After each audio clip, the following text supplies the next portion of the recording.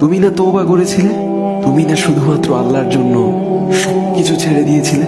বুঝতে পেরেছিলে কোথায় তোমার আসল ঠিকানা? ভুলে গেছো? আবার কোন পাপ তোমায় গ্রাস করে নিল? তুমি তো সেই যে নিজের পাপের প্রতি অনুতপ্ত হয়ে সিজদায় পড়ে অঝরে কেঁদেছিলে। তাহলে আবার কেন দুনিয়ার ধোকায় পড়ে গেলে? কেন ভুলে গেলে কোথায় তোমার আসল গন্তব্য? তুমি কি হার মেনে নিয়েছো নফসের কাছে? তুমি এত দুর্বল, ভুলে গেছো তুমি কার বান্দা? কে তোমার রব? তোমার রব তো সর্বশক্তিমান।